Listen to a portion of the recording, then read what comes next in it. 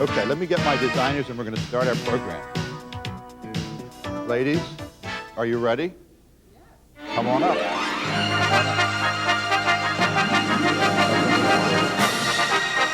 Now let's give our designers a hand, ladies and gentlemen. Let me introduce Carmel Wilson, who's going to be over at this table. Carmel Wilson from California Pantry. Stay right here, Carmel. Don't go too far.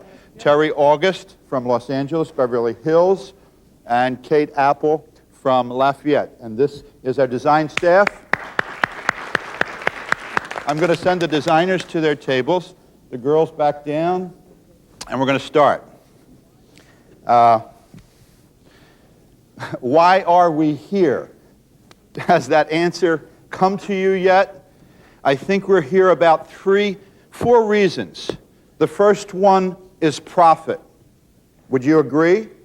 I mean, you've come here to hear about how to make more money. Can anybody give me the second reason? And profit. Can anybody give me the third reason? New ideas. And profit. Isn't that why you're here? I have a $50 bill. He'll give me $5. He'll give me $10. He'll give me $20. He'll give me $20? Give me $20. Come up here. Bring all your credit cards. Bring all your credit cards. Now, wait a minute. Something is wrong. I just sold a $50 bill for $20. Now, we're here to make money, aren't we? She just made $30.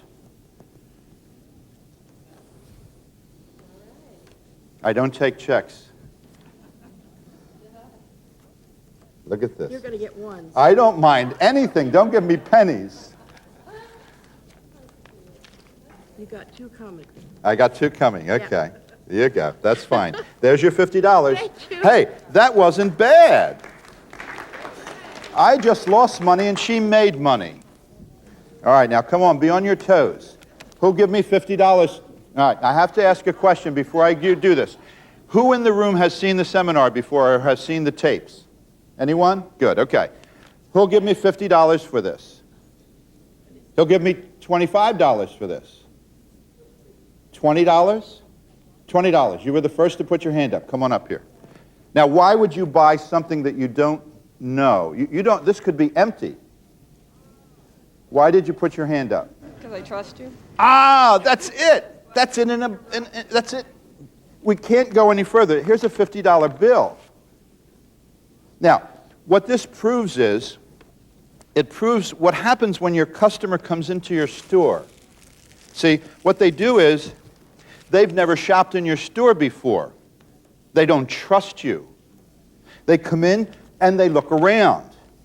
And they see, oh, this looks nice, but are those nuts inside rancid?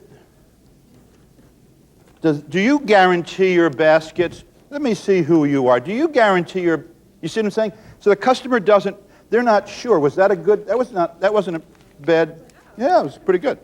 You ever see a customer come in? What do they do when they come into your store? First they go around, they look around.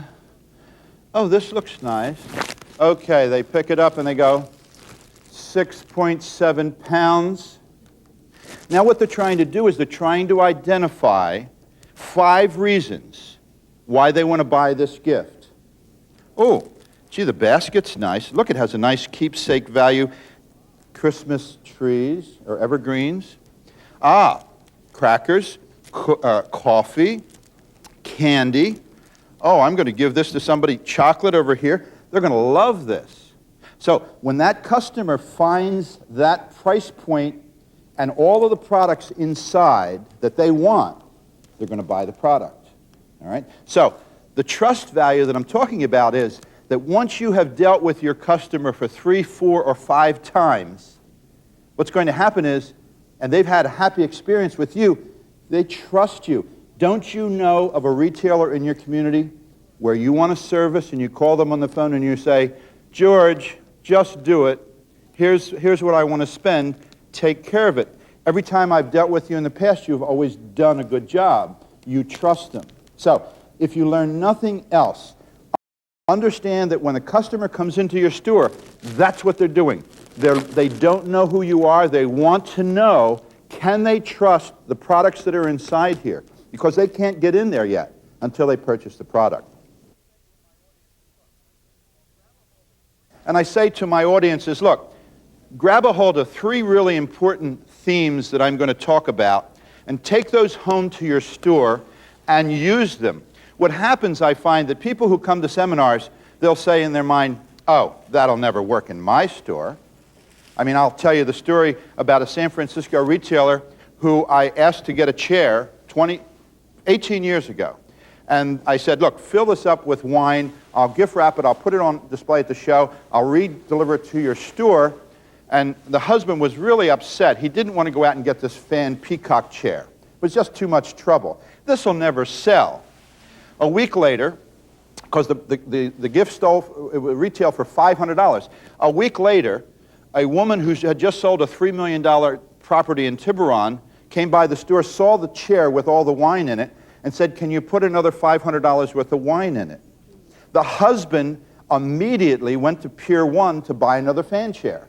So what I'm saying is, if you don't show the product, if you don't do the ooh la la gift, you're never going to sell it. So you've got to get it out. Let's talk about all of the different topics that I'm going to discuss today. Goal setting, product presentation, advertising, gift building, markup and percentages, packaging, trade secrets, new gift ideas, and the dynamics of you. We're going to take a break at about 3:20.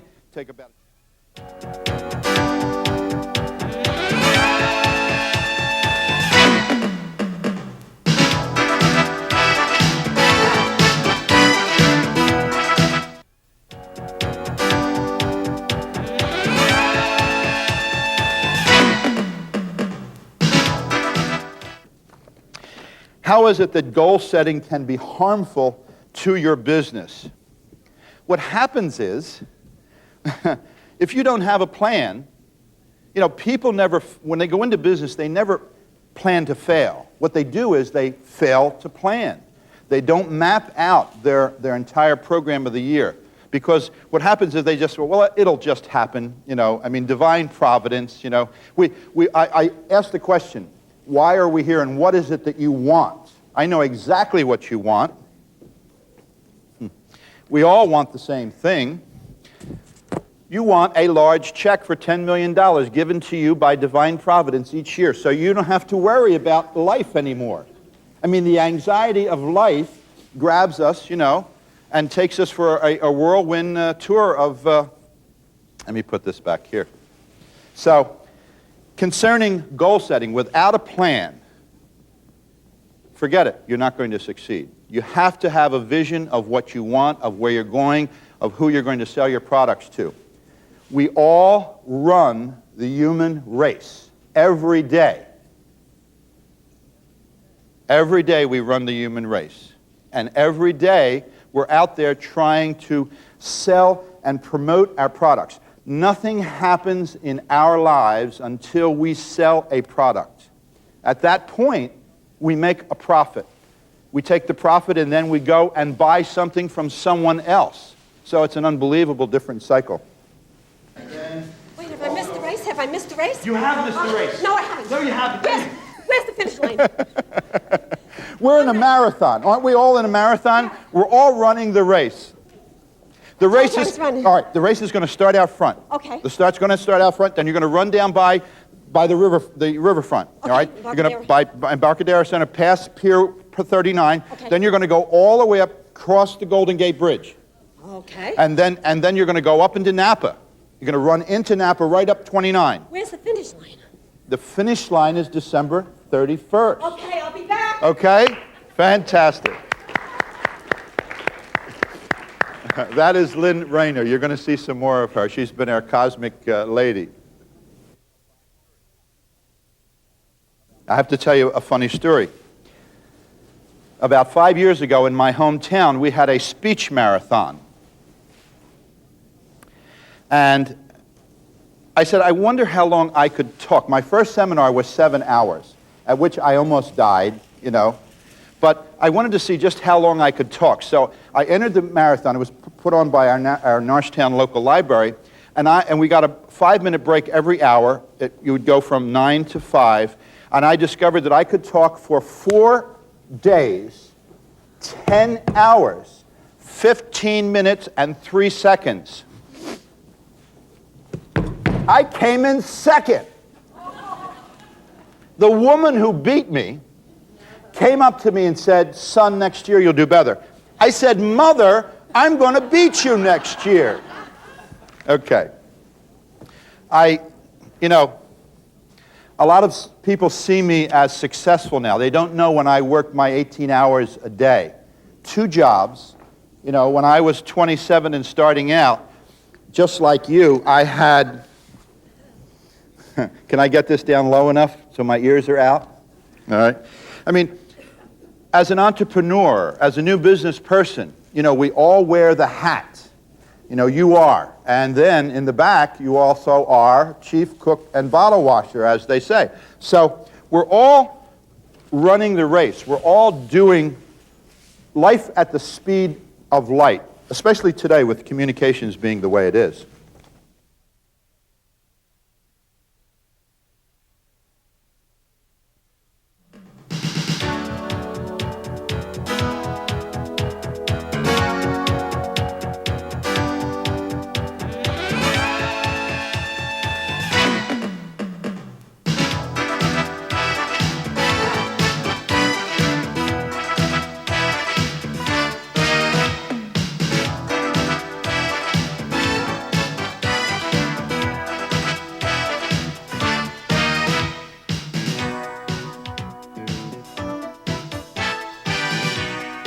Let's talk about product presentation. Why people buy gifts. I mean, I think that's basic. You already know that. All the different holidays, all the different emotions. Vanity. Vanity never goes out of style. What I've tried to do here is to do, you know, something a little bit more. A fairly well-to-do consumer comes in and says to you, "Look, I really want something for about $150, $200. You know, and I need you to do some magic. I need you to do something special, sort of like to give a little more than just the average basket." So all I did was I just got a little tiny, you know, musical thing back here that I've wound up. All right. Let me just do one more thing here. Hold on one second. Get my glass of water. Somebody have a cell phone? Who has a cell? Do you have a cell phone here? It must be here. It's in the gift. Hello? Well, they're all here. Hold on. It's for you. It's your customers calling you. Let me end this. You put that down. So, all I try to do is to give more energy to a gift. You certainly can't do it at $25. You can't do it at $50. You need to do it considerably, you know, at a higher price point. I have a shopper in the store. Hi. Hello. Thanks for coming. Can I help you in any way? What service can I provide for you? I'm looking for a gift for someone. Uh-huh. And give me some more information. Well, it's for my babysitter. She's been my babysitter now for 2 years. She's just turned 18. It's her birthday. Uh-huh. I'd like to pick her up something. Something maybe $35, $40, $50, No. $50? I don't want to spend that much. No? $25. What is your name? I am Cheapwell.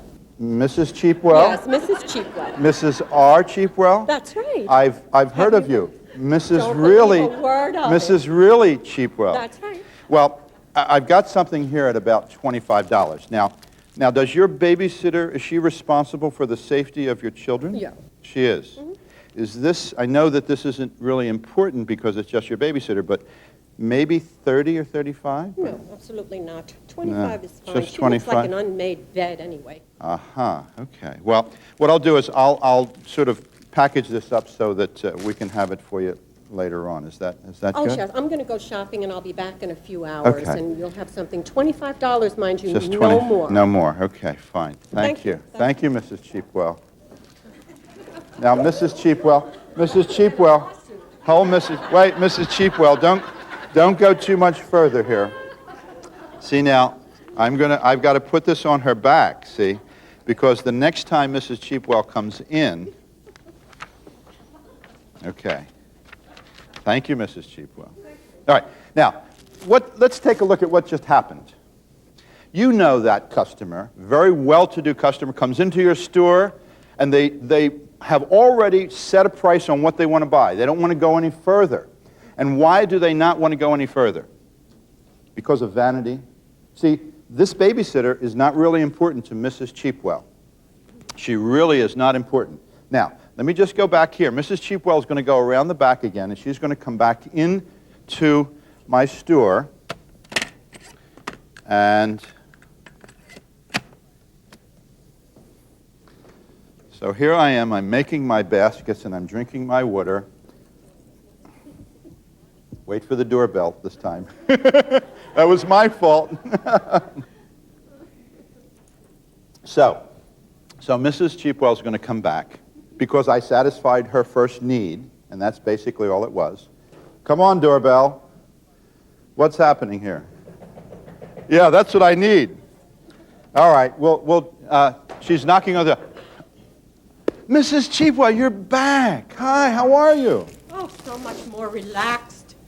You have a tan. I've just come back from 10 days in Maui. Mr. Oh, Michael Eisner and his wife. You mean the president of Disney? Absolutely. He had us over to the villa for 10 days. What a beautiful villa. Fantastic. It was fantastic. Over $1 million at least just for my room. And they paid for the whole trip. The whole trip. Oh, it was just marvelous. Don't I look great? You look magnificent. You look stunning. Absolutely stunning. Now, hold on. I should give the mic. I need to give her the mic, don't I? Yeah. Bud, let's go back. My fault. Too many things trying to happen. Here. Mrs. Cheapwell. Yes. Would you hold that for me? Oh, thank you. Certainly. So you've just come back from Maui. Yes, 10 days. 10 days. No wonder the damn thing didn't work. I didn't have it on. So you heard I could sing. Is that what you I heard heard about you me could the last sing. time? Okay. Yes, So 10 you days need a in gift. Maui with Mr. Eisner and his wife. We're so gracious. I need a gift. You need a gift. A thank you gift. How about something about $25 or $30? Oh, definitely not my... Okay, you really want something nice. Oh, yes, we had a marvelous time.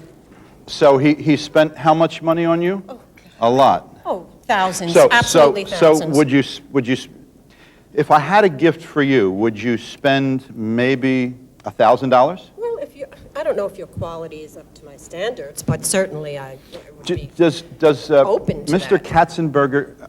I had a Mr. Katzenberger in here about a month and a half ago. I've heard of him. He was with Disney, and then they let him go, and That's there's a big right. suit. But Yes. he asked me to do the same thing. He asked me to create this big gift. Has he? Yeah, so I made this gift, and it happened to be just at the time. Bob, you really did a good job.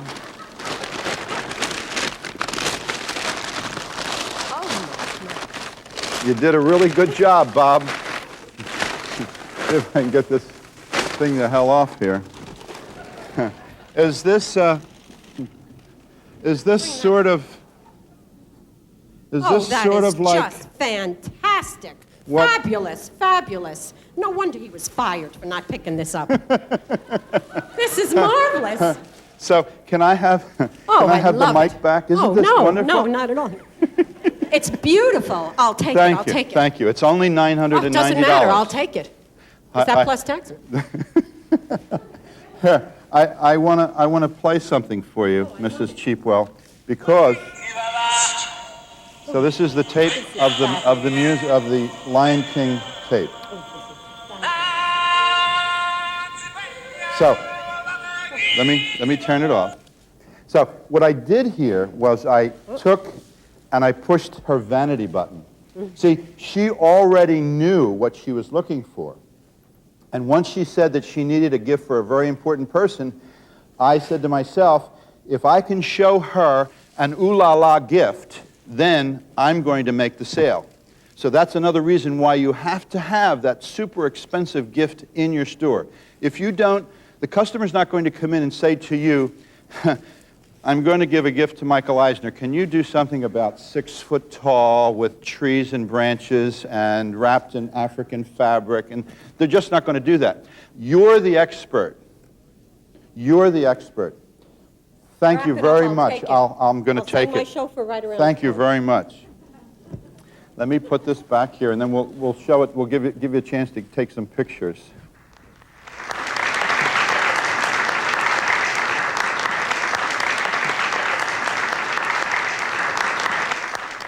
Did you ever think, how many artists let me see how many designers we have in the audience.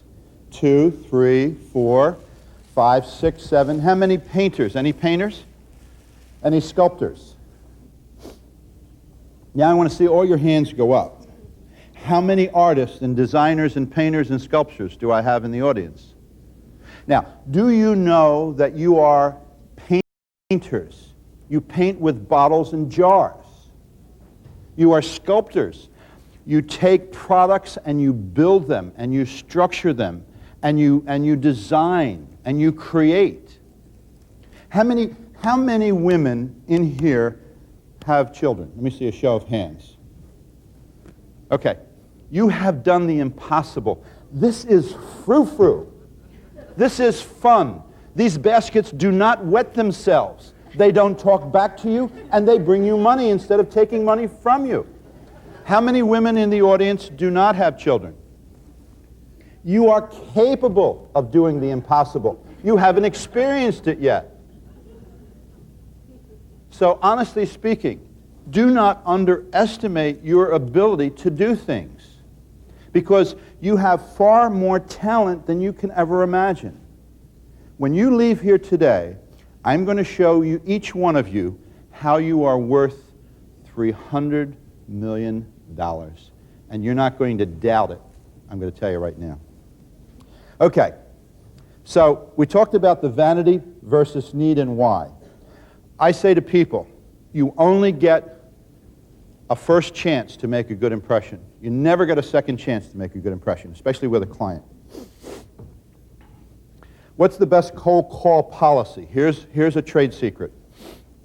I often talk to women and they say, I'm going out to the industrial park and I'm going to sell my baskets. And I say to them, yeah, and you know what you're going to get? And they say, no. I say, you're going to get a bloody nose. And you say, what do you mean a bloody nose? And I say, you're going to go up to the receptionist and she's going to say, no.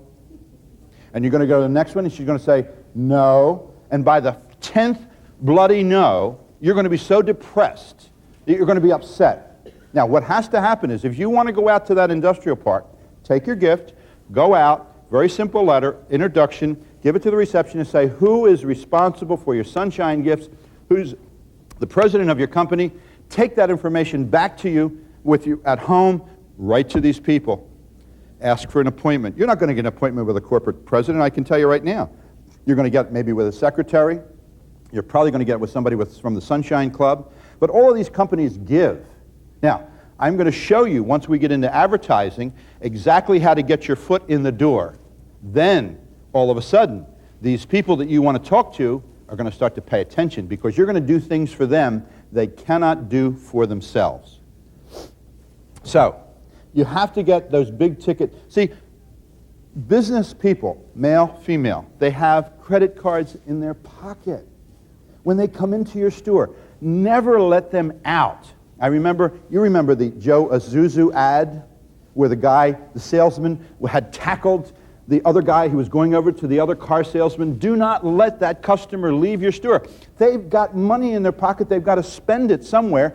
Make sure they spend it with you. Satisfy their every need until they become intrusive to your need.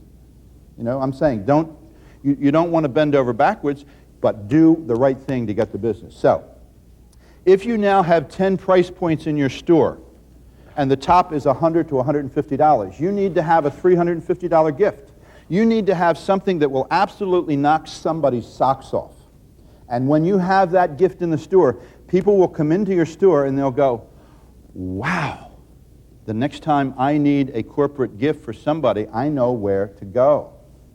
So, what I'm saying is, if you become, let's assume I'm going to say, I can't see your name. Carolyn. Carolyn. Carolyn calls me on the phone and says, Tom, would you come to my store? I know you're going to be doing a trade show close by. And I said, certainly. So Carolyn says to her employees, we have to take him out to dinner to a really nice place. See now, every community has a really good restaurant that you know, that you say, yeah, this is the best restaurant. She says, I know. We'll take him to that nice restaurant down the street, McDonald's. Aren't you going to take me there? Now, if we go to McDonald's or we go to the best place in her town, the final concept is we're all going to eat, and at the end of it, we'll all be satisfied. We will no longer be hungry. But you see, eating has been taken on to a fine art now. Violins, fresh flowers on the table, white linen. You go to McDonald's, there's no white linen. So what I'm trying to say to you, if you do nothing at all today and walk out of the symposium, walk out with the concept that you may already be the best gift basket store in your community, but now take it to a new level. Take it to a level that so far surpasses your other competition that they say, where did they get all this information and the technology? How did they come to, they're doing such a great business. Okay.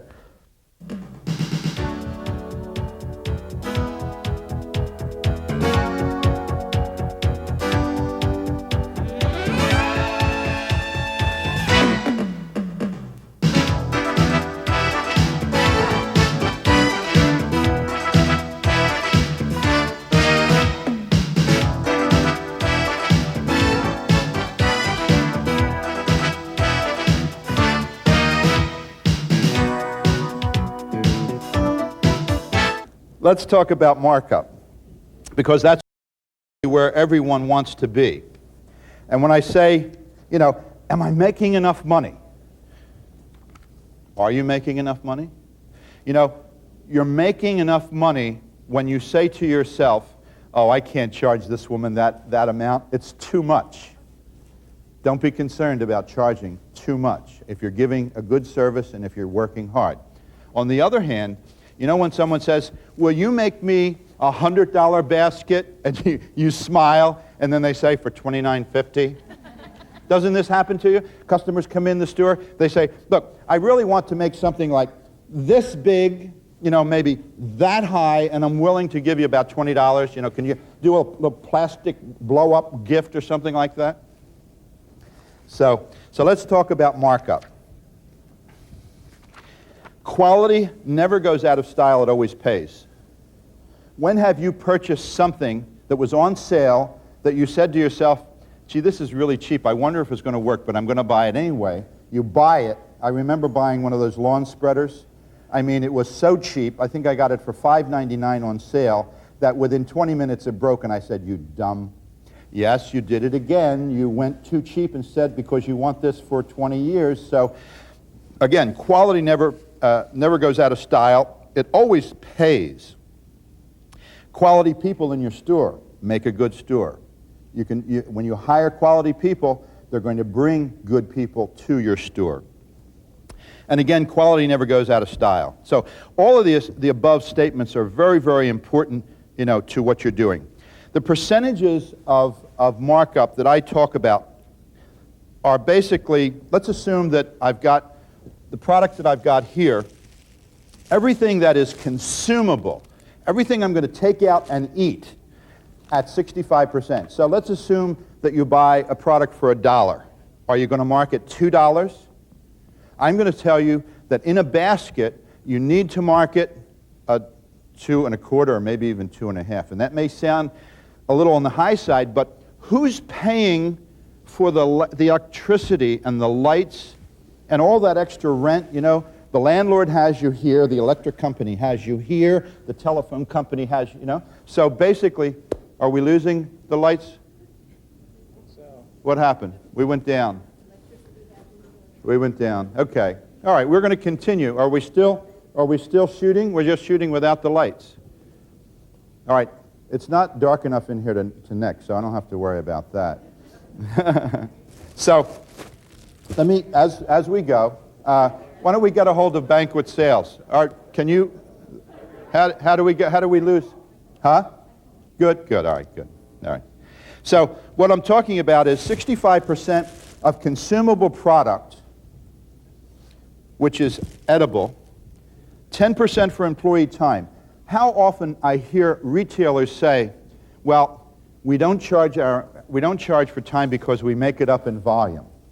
Do you know that 10% that you're giving away is the cream and the primary profit that you're making? If you don't put your employees' time in there at 10%, you're losing money. You honestly are losing money. 20% equals the retail value of the basket or the container. And this is an adjustable value. It doesn't have to be 20%. I've got some gifts over there where I don't even have a basket. And I can put the product into put the value into the product itself, additional boxes. So what I'm saying is, percentage-wise, and these aren't in concrete, and I'm not here to tell you what to do. I'm here to show you what other people do, all right? Carmel believes that we should never use Scotch tape, and I'm an avid believer in using Scotch tape. So here we are on the same panel, and she has one belief and I have another. So what I'm saying to you is, find out what works for you. You know, try a couple different things. Make sure that, you know, you're comfortable with it. 5% for packaging. So we're talking about the wrap, whether it's cellophane, shrink film, or what. We're talking about the bow. We're talking about the filler. We're talking about all of the ingredients that we have in the very bottom of the gift that fill the gift up, all right? Some people like to use peanuts. I don't like to use peanuts because they have a tendency to shift. When the basket gets opened up, what happens is you wind up with your compression. Compression is when you see, for those of you who are using shrink, do you ever see, you shrink a basket one day, and this is sort of a trade secret. You shrink a basket one day, the next day it comes back. You look at it, it's sort of all sunken down. I mean, what's happened, you know? What's happened is your filler has taken the weight of the products inside have dropped down. Another reason why you're here today is change. And I have a story to tell you that's important. I'm in a drugstore. I'm making a purchase. A much younger woman comes up next to me. She looks like an unmade bed. And she says very quietly, "I'd like 2 packs of Merit Lights." And I said, that's odd that she's whispering to the attendant. And then she points to the right, and she says in a very loud voice, "And I'll take 2 dozen of those rainbow-colored condoms." I said, "What did you say?" She said, "None of your business." I said, no, about the cigarettes. Why did you whisper about the cigarettes? And she said, "My mother is in the next aisle, and I don't want her to know I'm smoking." I mean, here we have, you know, 20 years ago that would have never happened. But today, things are changing rapidly. There are 3 basic rules that they teach you at college. So we're going to talk about the 3 rules of finance.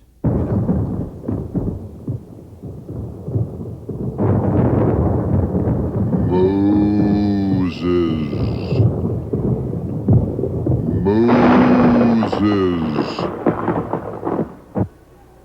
Yes, Lord, I'm here.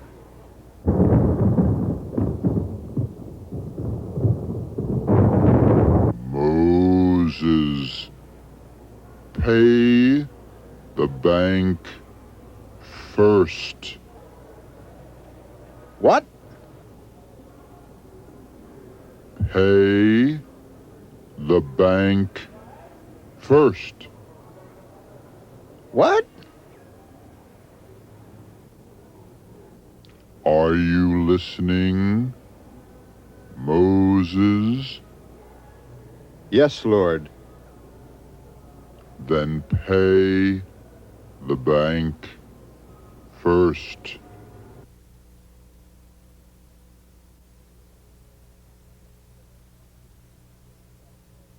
Does everyone understand what I'm talking about as far as the markup?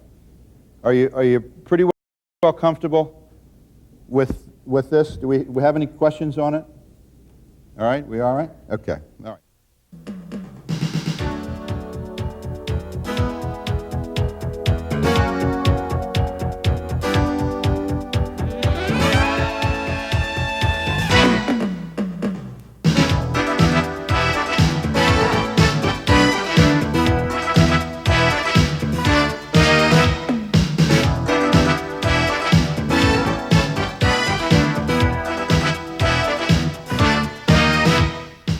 the secret to a good basket, when you know you've packed a really good basket, is when you press down on the film and it springs back. All right? Then you know that the compression element is no longer there. All right? Now, there's something, and here's a trade secret. Here we've got a trade secret. Okay. Here, come on up here, trade secret, and show the camera. Claustrophobia. We all know what claustrophobia is when people say, that's too high for me. Okay. I'm sure at one time or another you've all gone into a room and said, why am I here? I've done that so many times. All right. So I'm not using Scotch tape. All of these, everything that's in here is very loose. All right. So what I'm going to do is I'm going to take it over here and move our little bucket over here. So for those of you on the far right side, and I'm losing my mic, I'm going to put it out here. If you look on the monitor, you'll see what I'm going to do. Now, what I'm going to do here is, all I'm going to do is, I'm just going to use the film and nothing else. I'm not going to use a bag. I'm not going to, let me get my scissors. So normally I'm going to put this on the table, put it here, and just simply, I don't want to cut my mic. Bud would absolutely go bananas if I cut my wire to the mic. I'm going to do this backwards for you. So I'll put this here like this. And for those of you who are just using a heat gun, this is the way you can do shrink film packaging without a sealer. So we're just going to use a little Scotch tape. Almost lost my edge there. Just a little tiny tape here. And we really don't need a lot.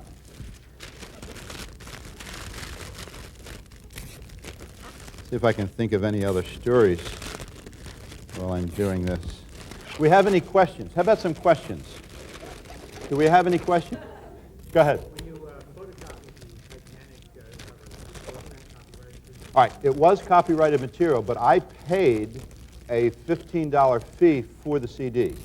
Now, honestly speaking and legally speaking, if you were selling thousands of these things, you'd be concerned. But if you're selling one, I don't really think. Now, for those of you who have a heat gun that have louvers, the more they're open, the lower the temperature. The more they're closed, the higher the temperature. And normally I would use a Lazy Susan. Do any of you have Lazy Susans in your store? Lazy Marys, Lazy Jones, Lazy...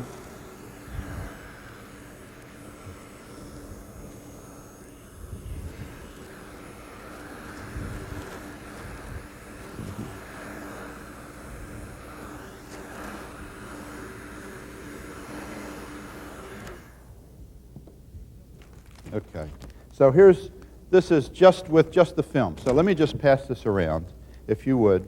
Just pass that around to everyone. Okay? Now what I want to do, how many of you use chocolate in your store? And how many try and shrink chocolate?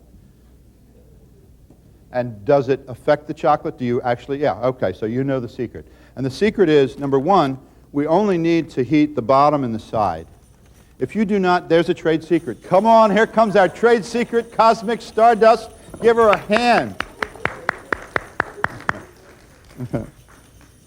If the film touches the chocolate and you heat it, you're going to have a problem.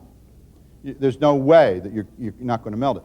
But if you have non-enrobed chocolates in the center of your basket and keep the film off of the chocolate, so the film comes from the very top to the edge, and keep your chocolate below that, you can shrink the entire thing without a problem.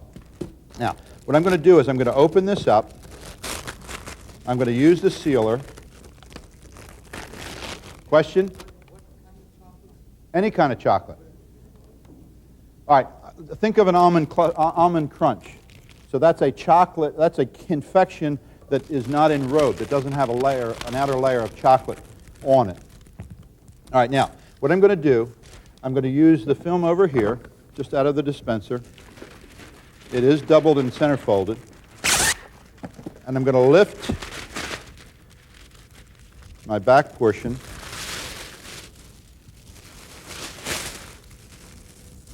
And again, I've got too much film for the amount of product, so I'm going to bring this over here, weave this underneath, and now I could Scotch tape it, and it's really not really going to look very nice, but I'm going to take my sealer, my little sealer, and I'm going to trim all that excess off. Now, I'll take my Scotch tape, and I want to put these, touch these two together and tape them at the handle. All right, so what we have now is the film has gone from underneath, around, and across the top.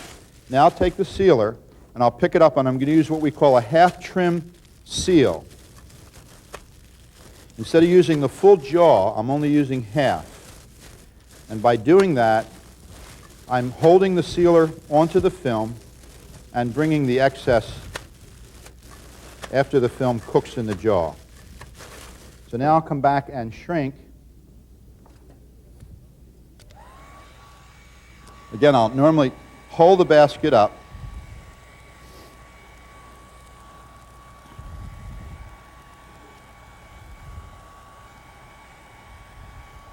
Now, at this point, I haven't heated the chocolate. And if I really want to, I could go in very quickly and not really be too concerned. So let's pass this around. Should we pass this around? Let me give that to you. Let you take that. All right. What I'm doing here, and I've got a sticker due on this guy, what I'm doing here is I've created what I call a backrest basket. And a backrest basket basically is made in such a way that, see, you're all seated in seats with a backrest. You're all leaning back. Now, I have a button under the table, and it mechanically drops all the backrests back, and you all fall backwards. All right? So what I've done here, you throw out a lot of cardboard, don't you? You know, a lot of people, let me see if I can't get this off here. And I'll put this down. All right, here's my backrest. Here, this, and what I've done is I've secured it with Scotch tape here and Scotch tape there. Do we have the second, the second video?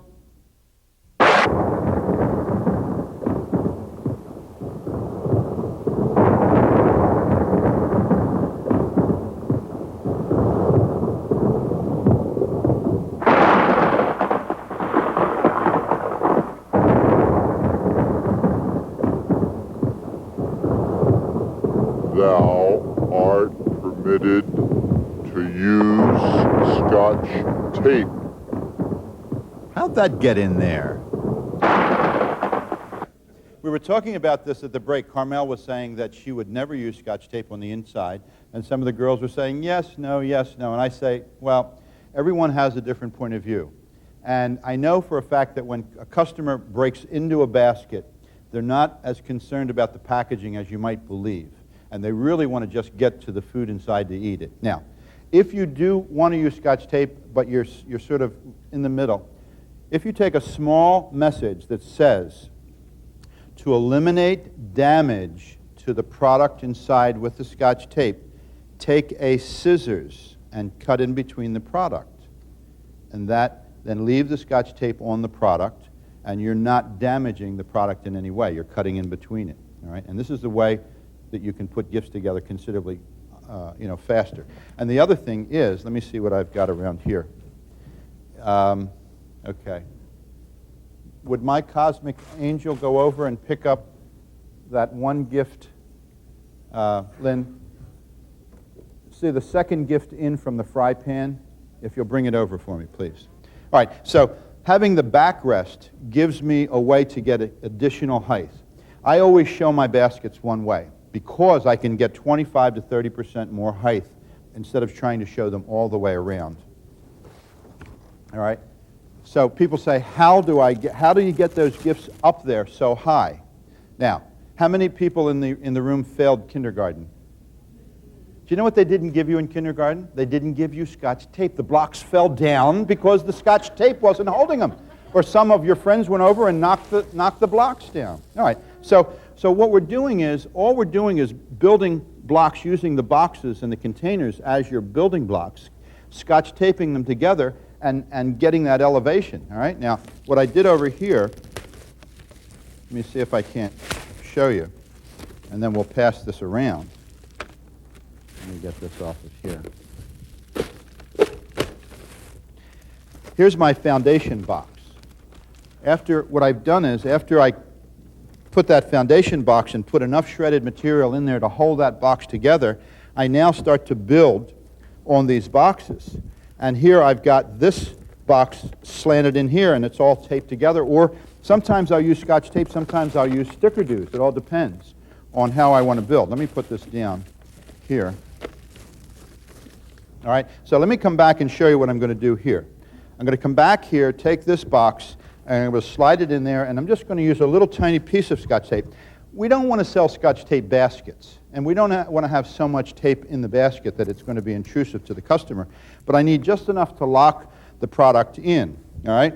Then what I'm going to do is I'm going to come back, and I can use Scotch tape, or I can use a sticker doo, and again, we don't have to use a lot. I'm going to come back over here and put this fella in here. Let's see. Yeah, this is going to come back in here like this. Now, for those of you who do not know what sticker doos are, we really made them for the pull bows, but it really makes life easy when you want to secure something. I'm going to put this in here like this. Oh, this goes over here like this. So you can see how strong the sticker doo is. I could take 2 bottles of wine and put them together, and you've got some coverage there. Put this in here. Now, if I want to bond this together, I won't get any of this business. And normally, I don't want to send this basket out until I've got some material in between those 2 boxes, or in between those 2 bottles. Then I'll come back here and possibly put this in here like this, and then fill in with my poinsettias. Now, how many of you presently use shrink bags? A lot of you. What do you do when you have a bag that's too big and you don't have a sealer? How do you handle the problem? Huh? Put the excess on the bottom? Okay, all right, so she's saying put the excess on the bottom. Do we have any other? Okay. Huh? All right, so she's cutting it. So what I'm saying is, what happens when the bag is too big? You've got a bag that's too big, and now you're going to put the basket in because you don't have any roll stock. All right, so trade secret, another trade secret. By the way, don't let her touch you with that wand. It's just like a New Orleans, spell. All right, let me come over here, and I'm going to make a bag that's too big. And all we're going to do is, just like a dress outfit, we're going to pleat the back. We're going to pull all the excess film around the back.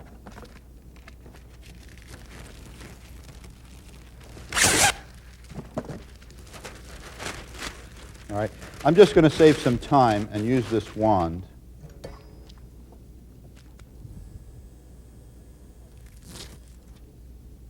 Any more questions? Give me some questions.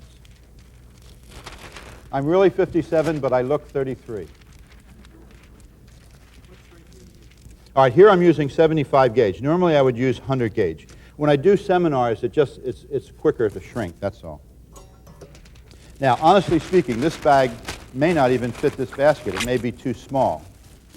Now, a lot of people will drop it over the top. They'll take the bag and they'll drop it over the top. I myself, normally, you're seeing what I'm doing is I'm doing the gathered bit at the top, and then I'm adding a flare.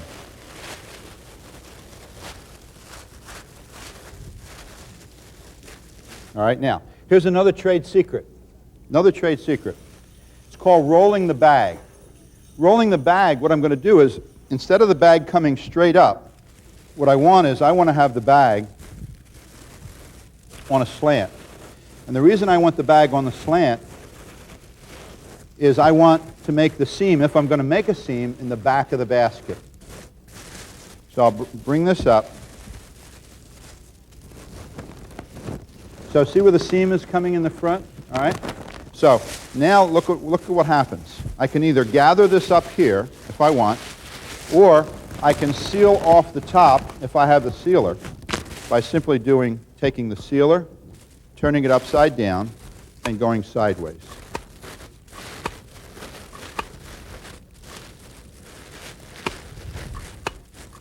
All right, now, so I've got a dog ear, big dog ear down here, a little dog ear over here. So normally I'm going to take this dog ear off. Now, I made a square bag. If you're buying arched or dome bags, obviously, you're going to save yourself a problem. Let me bring this back. First, I'm going to start my shrinking in the back of the basket. And watch what happens to the top, the seam. The seam is going to roll backwards. I'll leave the dog ear to the last. Now, if you were walking down the street and you saw 3 dogs that you did not know coming towards you, you're going to cross away, get away from the dogs. So I'm going to say, stay away from the dogs with your heat until the very last moment, and you can almost make it invisible. What happens is, inexperienced people see that, they come in and they want to get all that excess material shrunk, and they hit it first with the heat, and it becomes all irregular. Now, what I'm going to do is I'll come over here and shrink around the top. Now I'm going to come around to my dog ear and watch what happens. I'm going to hold the dog ear out. I'm going to shrink around it, and then I'm going to snap it in, and it almost disappears.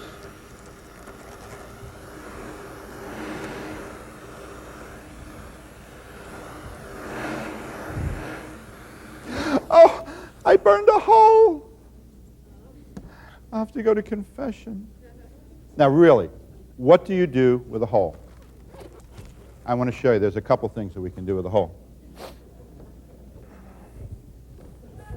You can tape it. If it's a really big hole, why do you think we make labels big? You could put the label over the hole. If you really want to make it fancy, you can add ribbons to it. Okay, now, let me really relieve a lot of suffering people in here. If your basket is 98% good looking, do not be concerned, especially if the hole's on the side, if the hole's in the back. If the hole's on a seam, what are you going to do? I'm going to take Scotch tape, and I'm going to go over it. There's a hole here that's run. In other words, what I've done is I've stressed the seam past the point. I put too much heat on the seam started popping, okay? I'm not going to be concerned about it. Do you know what happens when the customer takes a look at this basket? Here's what they do. Very similar to what we did in the very beginning. They're looking inside. See, they don't have the perfectionist eye that you have. They're looking at the gift. They're looking at the product inside. They're not looking at the seam. Oh my God, do you know you have a big seam here, a big hole? Have you ever had that happen to you? No, the customer's not concerned about that. So I'm saying to you, especially at a busy period of time. Now, let's assume that it's September 15th. It's a very good customer. You want to be perfect. That's fine. At Christmas time, you don't have the time to be absolutely perfect. So I'm saying, forgive yourself. All right, now, if you want to burn a hole, I'll tell you where you want to burn a hole. Because, especially if you're shipping, you want to burn a hole right here. I want to burn a hole right on the very bottom. Burn a hole. Do you know why? Do you know what happens when this is dropped? The G-forces are of about 4 or 5 times the weight of that basket just blew that seam out. So that's another reason for taking and putting that Scotch tape on your seams. And if it's a really heavy basket, take 2-inch tape and go across the seams so those seams won't blow out in delivery. That's what happens when a product becomes, disheveled. All right. Another trade secret. This is important. Let's assume that you've taken an order and you're sending this from San Francisco to New York, and you've got 3 jars in this basket. Would you do something like this? Why not? Because I want this basket to be beautiful when it arrives. If you do not do something like this, you better use 150 gauge, or you better protect those bottles, because only 1 jar needs to break for that basket to be a complaint. Now, not only did you lose the value of the basket, now you have to make another basket. So here's the answer. This is insurance. You're going to put this in the basket, and you're going to put a little note in the basket that says, yes, we understand that the basket does not look perfect because of the bubble pack, but we wanted to ensure, and that's the first value. You have to ensure that the product's going to get there safe. I don't care what it looks like. It has to arrive safe. So I'm going to put this in the basket. And I don't care what it looks like. I want to make sure that I don't get a complaint and I don't lose money because this broke in transit. So the first responsibility as a packer has to be for you to get the product there safely, not to look beautiful. All right? So here's another good trade secret that's very important. And you're going to save yourself the heartburn and the agita of the basket, being a complaint order and the customer saying, well, I'm not paying for it. And you know what happens with customers with complaints, complaints this big.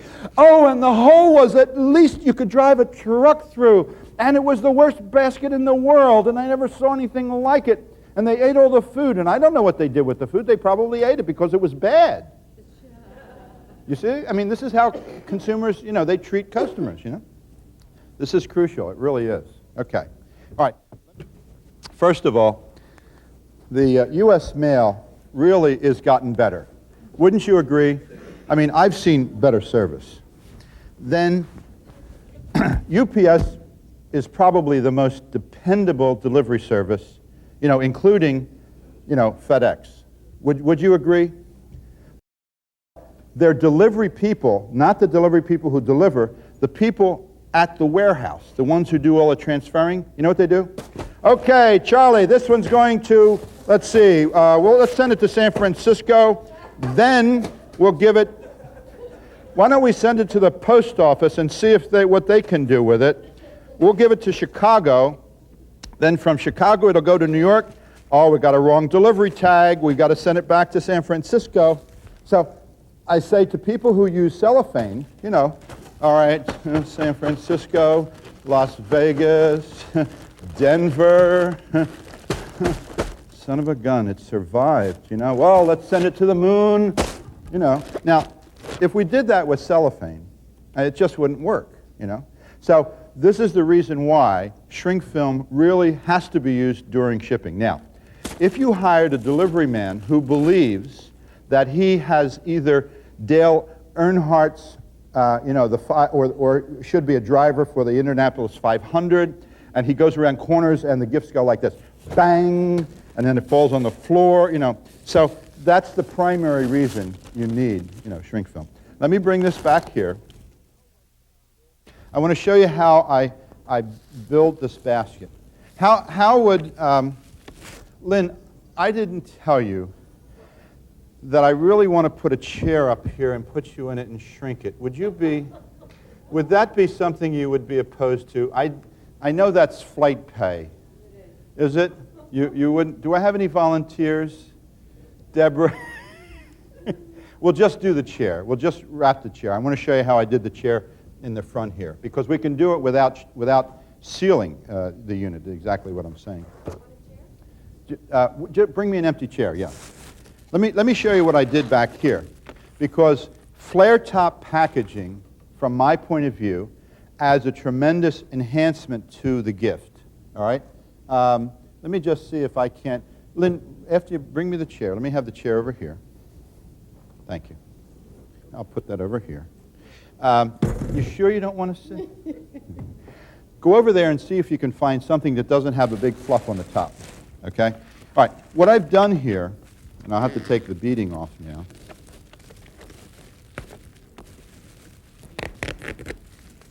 What I've done is to add, this is an artificial top, all right? It's an artificial top. But by that I mean that this is what the basket would normally look like with a bow on it. So you can see that if I would have gathered everything up and added some printed material or some fabric, this is the height the basket will take on, whether it has the beads on it or not. So all of a sudden, this becomes an enhancement to the gift. It makes the gift look larger. So what I'm doing is I'm going from just a simple fluff, I'm adding a second and third piece. I've got the iridescent and I've got the printed film. And now you can colorize and customize the basket to whatever theme you want to go. Okay, so here we have no flare is what I'm saying. So if I had a flare, I could add an additional 10 or 12 inches to this gift, and you can see that it's going to make it look, the perceived value is going to go up. All right. I'm going to leave this wrap. I'm going to take it over here, and I'm going to show you what we want to do. I'll use the small sealer to make a giant bag for this. So I'll put it near Carmel over here. And anytime, for those of you, how many people in the audience sew? How many? See, my mother taught me how to sew. She said, someday your wife will really enjoy the fact. Well, I've come to learn to use it in my business now. So what I'm going to do is I'm going to pull the film out, come back with the scissors. And I'm going to open the film up. And once I open the film up, now I have a double length. And really, just for speed, I'll use the wand. We don't have to. So you can see what I'm doing. I'm making a double seal, or I mean a double width of the film.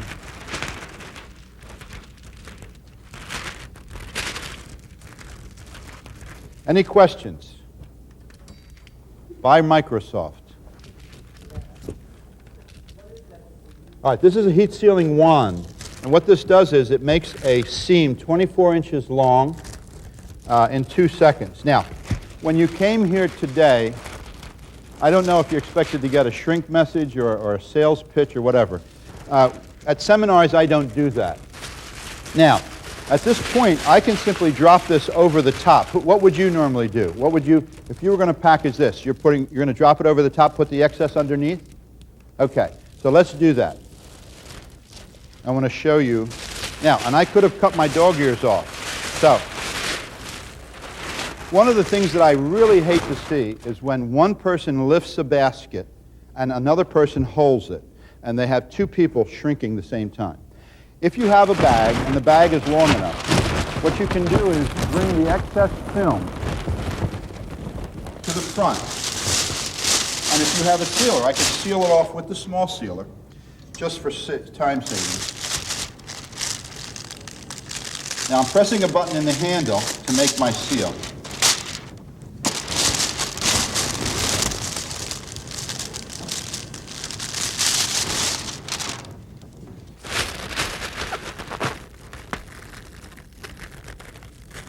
All right, so now all I have to do now is to shrink it down. I'm not even going to waste the time to do that. Let me put that over here. Now let's do something extremely large. Let's do a chair. Any volunteers to sit in the chair? Okay. Let me show you the concept to do something large, something outside the width of your film. What I'm going to do is I'm going to pull out about 10 feet of film. I'm going to open the film up. And once I have the film opened up, I'm going to do the exact same thing that I just did. I'm going to make a double layer of film, and I'm going to fold it backward, fold it back in half. Now I have a 44-inch centerfold.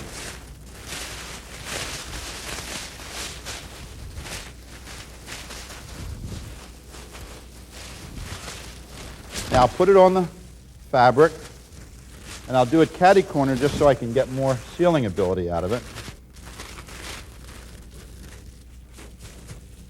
I'll press the button, make the seal in 2 seconds, advance the film,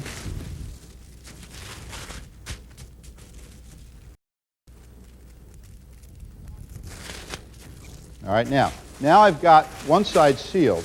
Now I'm going to come over and do another seal. Now, this is exactly the way I did the Ivana Trump chair that you see the picture of in the front. And instead of sealing the bottom, what I did was I just cut the bag off and just taped all of the excess film underneath the seat of the chair, and then I did all of the legs, taped the legs together. So what I'm going to do now here's the difference between what I did with the basket. I'm going to take and pull out a piece of film as my bottom sheet. and I'm going to sew the top sheet to the bottom. So now I've got the entire chair enclosed. Lynn, you sure you don't want to?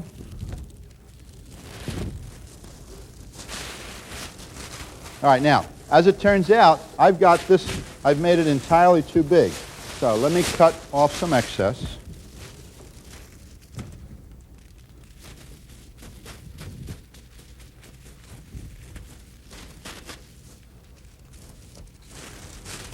So I've got product in there, and I'll blow this up, catch some air, bring it down.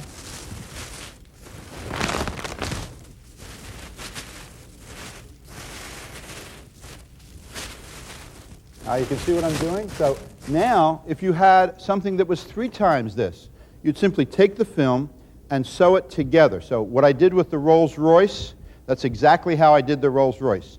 It took me an hour and a half to make the bag in my cellar. It was a 30-foot bag by 20 feet wide. I had my sons move the bag every 24 inches, and I sealed and made a continuous seal. All right, and we're going to see that video in a few minutes. Now, I'm going to take the sealer, come back, press it, and I'm sewing the bottom to the top. And my name tag just fell off. Let me get it, put that back up there. All right, and then we'll do out here.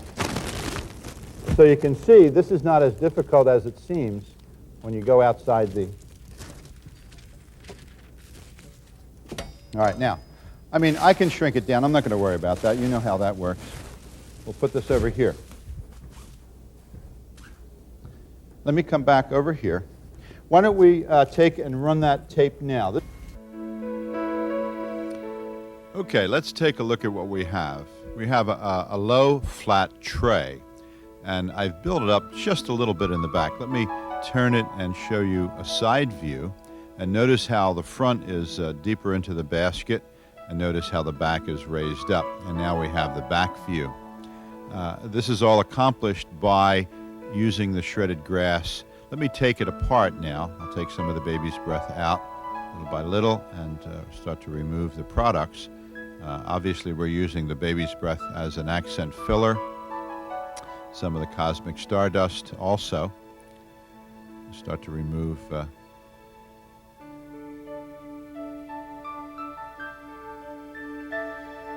more of the candy, the coffee, individual chocolates, loose bag of chocolate nuts, take off the bow.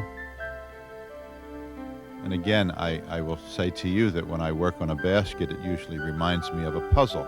I'm trying to find corners and angles. I'm trying to position the products in the basket so I'm going to get the most view, so I'm not hiding the product from the customer, because they're making a decision based on what they see. The support or the foundation of the basket is so important. And here's a trade secret for you. You have to make sure that it will only give about a ½ an inch. If it gives more than that, your product is going to sink down and you're going to lose it. Now, underneath the shredded material, we have a product called Gourmet Times or Christmas Times or Gaming News. It's a very strong paper that has printed trivia about the food industry, about Christmas, and I'll use that first because, number one, it will save me a tremendous amount of shredded material. Notice what I'm doing is I'm trying to get my fingers down into the edges of the basket, and this way this will secure the shred. And it also keeps it neater around the rim of the basket. I'll start with my larger pieces first, place them down, and notice how I have that slight slant. I'll put the tin of coffee in there next to the rectangular box. And again, I'm looking for ways that will make it easy for me to place the products in so that they will sort of marry together and form together or support themselves one way or another. And if I need to, I'll make sort of a little alcove and dig into the shred sometimes and position the box in there. And then sometimes if I have to, depending on the amount of product, I'll have to overlap some of the packaging. I'll come back and start to put in the small individual chocolate candies and the preserves, and then after that, filling up most of the holes so that we're not, we're showing a good full basket. I'll come back in with the cosmic stardust, again filling in the little nicks and crannies so that we get some dazzling effect with that, and then I'll come back in with the baby's breath and add the baby's breath, and the gift at this point will almost be finished. I'm going to turn the gift around, take a good look at it, make sure that it's up to my keeping. I'm going to add the bow, and there we go.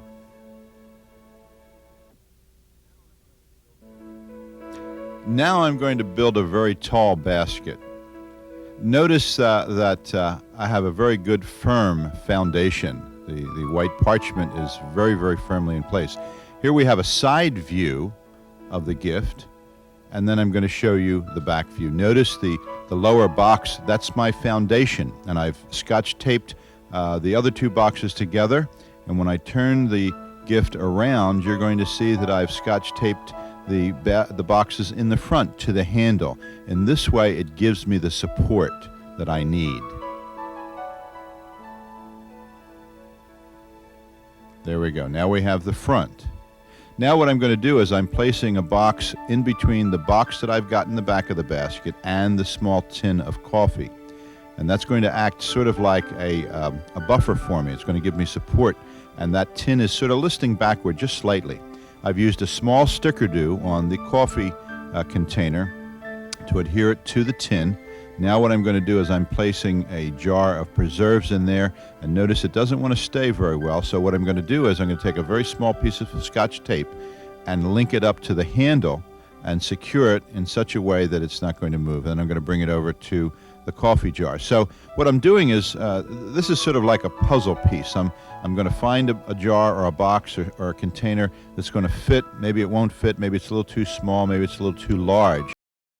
And then when I get that placement and find the perfect object, then I'm going to secure it one way or another. Again, I'm going to use a small sticker-do here, and this will adhere the product to and interlock to the tin.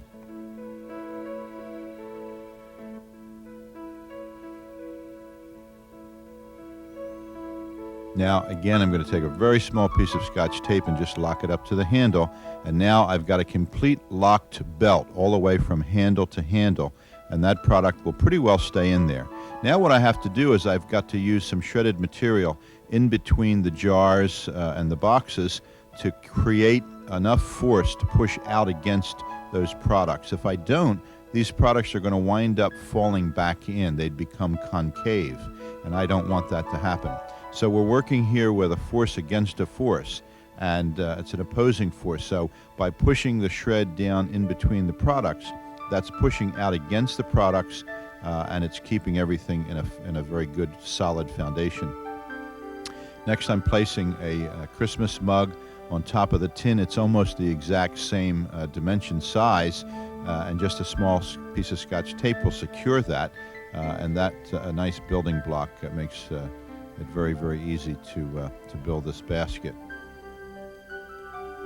What I'm doing here now is I'm taking the shred, and again, I'm going to force it down in behind the box, and just firmly. It doesn't have to be forced down as hard as the bottom shred.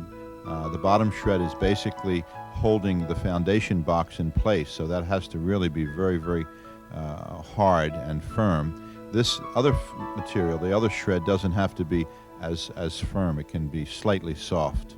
Now what I'm doing is I'm searching for another product, a small box that I'm putting in between the mug and the handle, and again that's going to act as a slight buffer, and I'll put a little bit of shred in there, and that's going to give me a little bit more support. Here I'm using some gold mylar inside of the mug because I'm going to take 2 Christmas pops, chocolate pops, and I'm going to use those later on. Here I've got a very attractive square box, and it doesn't want to sit the way I want it to, so I'm going to take a small piece of a sticker-do, a half a sticker-do. I'll place it on the handle of the basket, and make sure that that's going to, what I'm going to do is first I'm going to position the box to see where it's going to actually touch, then I'll put the sticker do in there and come back and place it. And once I adhere it in there, I got it in between the handle of the mug. It's just a little bit of firm pressure and that holds it in place. It all depends on what I'm packing. Sometimes I'm going to use Scotch tape, sometimes I'm going to use sticker doos. It all depends. And also it will have to depend on the amount of strength that I need to hold the size of the product. If it's just a small, very small product, I only need a mini sticker do. If it's a very large box, I'm going to use a full sticker and sometimes maybe even two. Now, this box doesn't want to stay in place, so I'm going to just secure it with just a small, tiny piece of Scotch tape.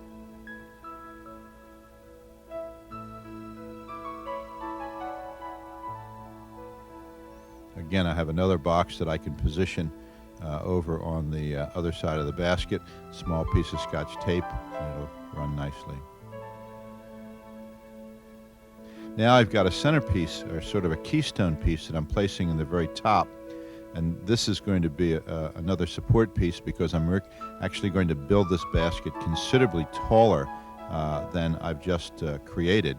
And this is sort of going to be the centerpiece of the top row. So as you look at the basket, I've got some very nice balance to it. Here I'm going to add some silk flowers, and I'll find a little bit of an alcove. I'll use some shredded material here and there, possibly wherever I have a barren spot. I'll find a place that needs a little bit of brilliance. I'll take and use the poinsettia in what I call sort of a cave or an alcove area where when the film touches the poinsettia, it doesn't crush the poinsettia. Again, another box, another building element on top of the square box that I had there, and all it needs is a tiny piece of Scotch tape. Once I get all of these building parts together and assembled, the strength of the whole thing will be the shrink film itself. Once I get the shrink film onto the basket, everything will be locked in place and it's not going to come apart. Again, I'm using a small sticker do to anchor this small box of cookies. Actually, it's not even a box, it's sort of just a package, and it doesn't have too much strength, but I'm not going to build anything on top of it. I'll come back and add a little bit more gold mylar, fill it in there, and use that as a decorative enhancement. Here I'm adding my little pops inside the mug, and if they don't stay, what I'm going to do is come back and use either a little piece of Scotch tape or something like that. A few more poinsettias here and there will add to, again, some more enhancement.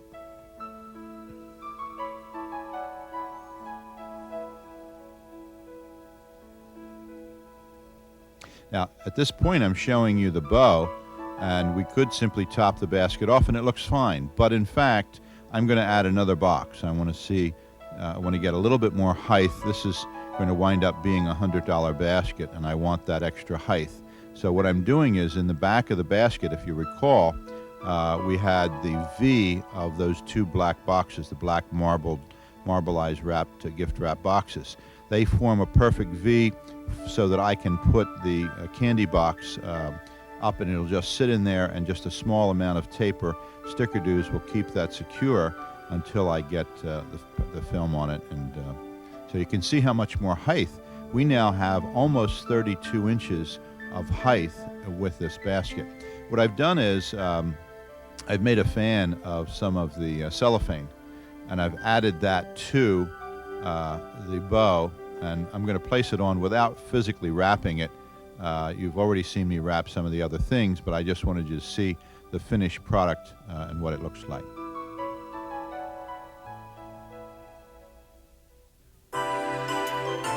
Well, now I am about to create the Ivana gift chair.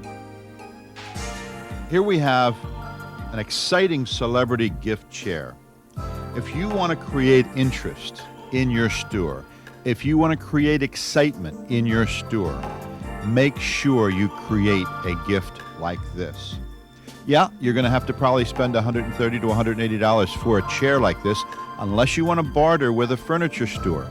If you barter with the furniture store, you can get it for nothing if you put your name on in front of the chair. Hey, look at all this product. We're going to get all this product inside this chair. You can figure that you're going to sell this chair from anywhere from $750 to $1,000. Here we have the front view of the chair. Notice I've added cherubs. I'm going to show you how I added cherubs. Each of those cherubs worth about $25, but they certainly enhance the chair. And this is one-of-a-kind gift. This is the type of gift that, will really create excitement in your store. I've only simply used curling string to hold the cherubs on. I've not glued them. I've not sticker-dewed them, as you can see by the string. Now what I'm going to do is I'm using either fishing tackle or florist wire, and I need this to corral all of the products in the open areas of the chair, on the side areas of the chair and in the front of the chair. So what I'm doing now is I'm tying the fishing tackle, which is almost invisible but very, very strong. And here you can just barely see the fishing tackle going across. What I'll do is I'll use my scissors to point to the wire. You can see the wire, you cannot see the fishing tackle. Now, abracadabra, hey, this is really great. Here I've filled the center of the chair with a lot of white shredded, and now as you can see I've got two boxes there. The top box is sitting on another box, and that box is sitting basically on the seat of the chair. And through the magic of video, we're able to do this chair very, very quickly. Now, it honestly will take you 1.5 hours to 2 hours to do your first chair. Notice I've added silk flowers at the top, some silk flowers at the bottom around the seat of the chair. Here's a side view of the chair and give you an idea. Now, what I'm going to do is I'm not even going to use a sealer on the chair. I could use a sealer. What I'm going to do is I'm going to pull out about a 12-foot piece of shrink film, bring it over the top of the chair. First go underneath the legs, bring it over the top of the chair, and once I have my associate and producer Bob Terrio come in and assist me, he's going to bring the rest of the film over, and what we're going to do is we're going to simply mate the film at the top using 2-inch Scotch tape. We're going to fold the film over once or twice, and you'll see that the tape, number one, will hold after you've shrunk it. There's not a problem. So I'm going to go around and sort of neaten up the film just a little bit, fold it, pleat it, and the excess is going underneath the chair, and I'm not really going to be too concerned.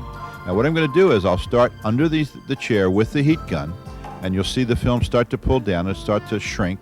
Then I'll go around the side, and again, through the magic of video, what's going to happen is we're going to shrink this chair in about 25 seconds.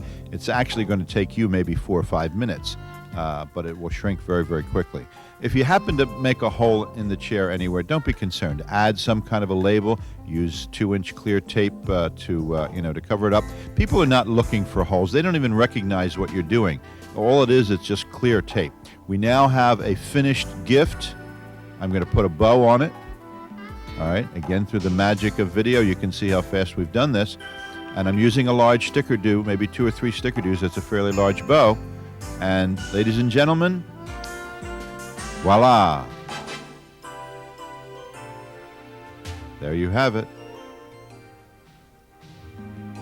And now we have more perfume and fragrance in another lovely chair with a large white bear at the very top. I've added white Starry Night fabric with a very large gold bow. This is a $750 chair, and this chair sold in a department store for a holiday. Again, we have another fragrance and perfume and cosmetic chair. It just goes to show that you're mixing products and putting different manufacturers will cause that much more excitement. And if you make it, they'll buy it. Believe me, you just have to create it. Next, we have a holiday chair. This is more for a man. It's in a leather, executive leather chair. It's got wines, spirits, lots of specialty foods, lots of chocolates and confections.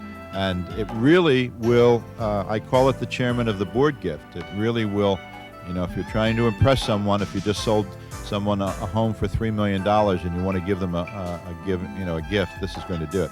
This is a very old chair that I created in 1981. The concepts are the same. I'm using wire to hold the front of the chair, the front of the products in place. And again, here we have the Frank Sinatra chair where I've taken his old record albums and cut them out and then simply slid the pictures inside. But the concepts are basically all the same. These are old peacock chairs. You don't see them around much often anymore. The next is the Dr. J chair. When they won the championship in Philadelphia in the mid-'80s, I created this chair as a raffle for the team and their wives. Here we have a money tree. This is 6 foot tall. It's a Ficus benjamina where we've added money to the tree. It's great for fundraisers. The same thing with this Hollywood gift. Notice that what I've done with the Hollywood gift is I've taken pages from different movie magazines and wrapped the different products in the boxes. This is a trade secret. I've wrapped the individual products in the pages, and this way I can use all the different stars' pictures on the individual boxes. I've done basically the same thing with the next photo that you're going to see, where we have a gift for the 49ers. I've done 2 for 49ers. Here we have, you'll see all the different players. I was able to get a hold of the sports edition with all the teams' members' single individual shots, and then simply covered the individual boxes. This is when they won the Super Bowl, and I used the Inquirer, the front cover from the Philadelphia Inquirer to show that they had won the Super Bowl. Again, here we have another gift that I've packed tall and high, and I'm using the same concepts that I would use in the basket. I have a very large backrest in the back of the golf cart, and listen, this is something, if you put your name on it, you'll get tremendous amounts of advertising with.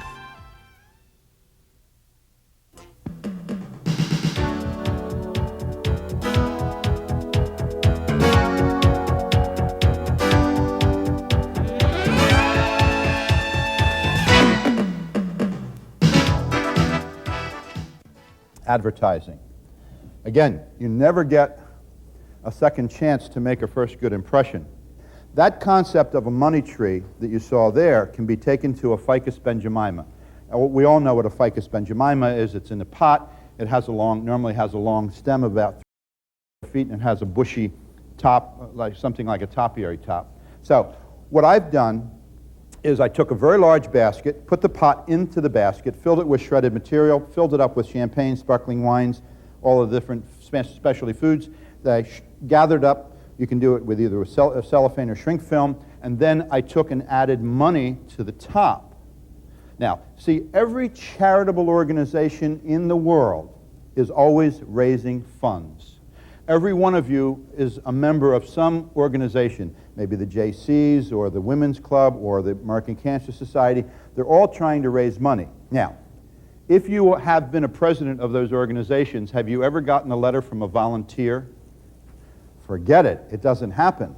So, as you read your newspapers, what you want to do is you want to find these charities, and you want to find the big charities. You're not doing this for for 12 or 15 people. You need something that where 300, 400, 500 people are going to show up. And you want to write a letter to that person, the president, and say to them, I'm a community-minded person. I want to help you with your next fundraiser. Here's what I will do. I will create a gift. I will do the basket. I will do some of the foods. I want some of your members to bring in some wines and spirits. Get them in the store. If you get these people in the store and they've never been in your store before, hey, they possibly might buy something. So this is the reason why you say to them, I'm not going to do all of this. Have some of your members bring some of the wines and spirits into my store. I'll pack up the gift. You give me $100. I'll put $100 on the tree. We can raffle this off for anywhere from $500, $600, $1,000 possibly. Sell the tickets for $1 a piece. The cheaper the tickets, the more tickets they're going to sell. Now, assuming that this president of the American Cancer Society also, or this charitable organization, also happens to be the president of a corporation, $4, $5, $6 million in sales.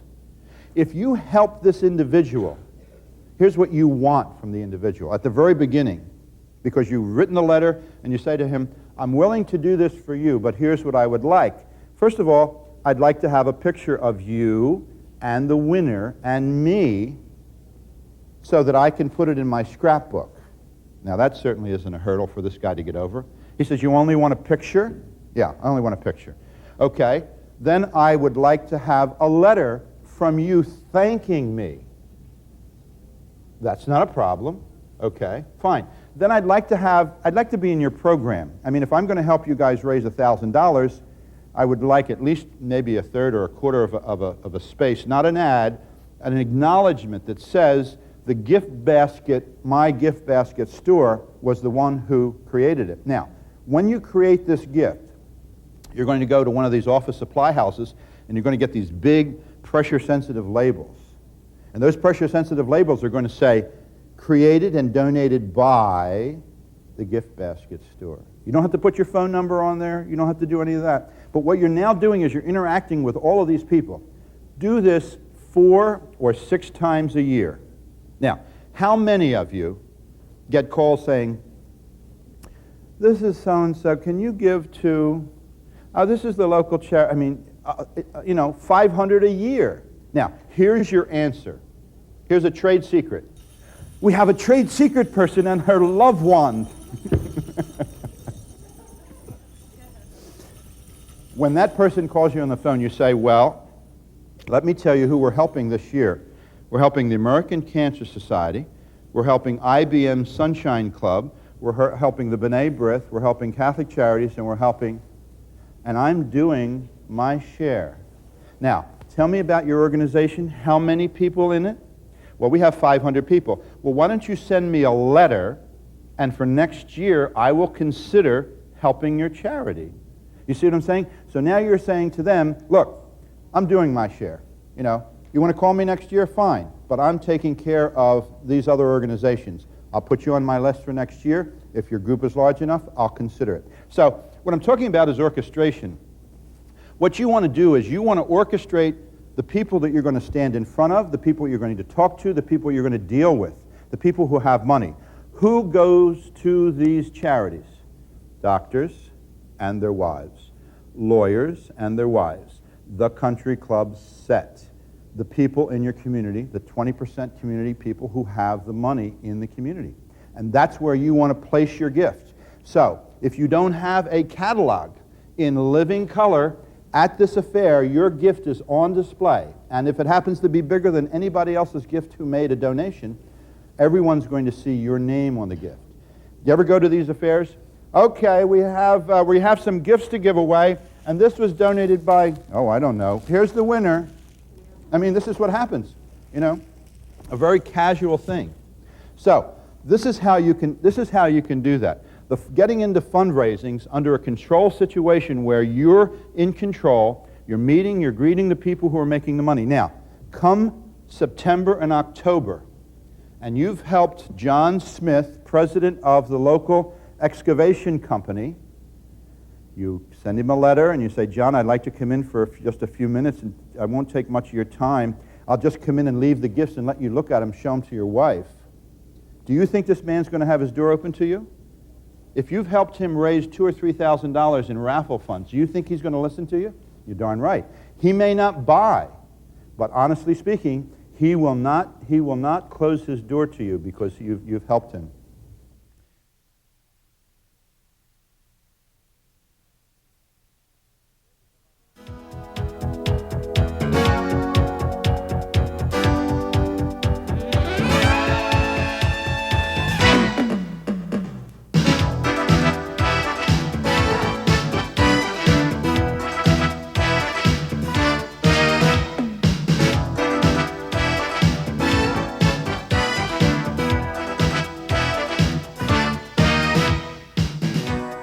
Custom baskets versus non-custom baskets.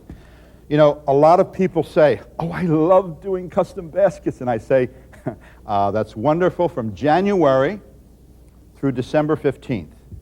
But imagine 100 people bringing 100 custom baskets to you on December 20th when someone dropped the ball at another company and they said, I know.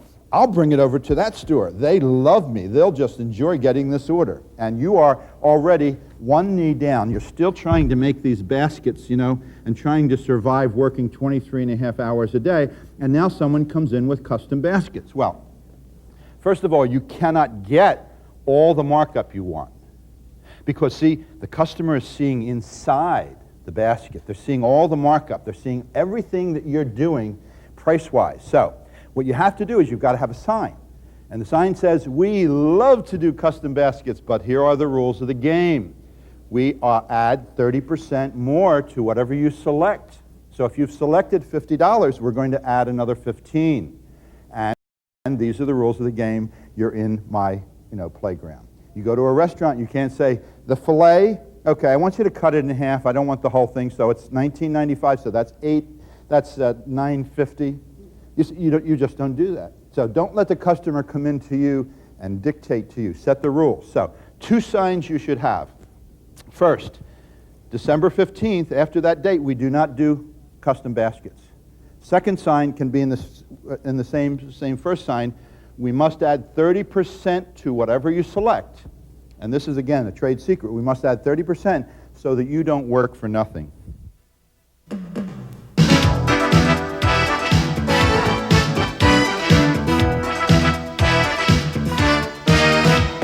This is basically what I call a family tree gift. And it has to do with, my brothers and sisters decided that we would give our mother money. She needed it. She's in retirement. And what we did was we put together $1,000. And what I did here was the same thing I did with the, let me get that mic. I did the same thing that I did with the Lion King gift. And my brothers and sisters and I recorded.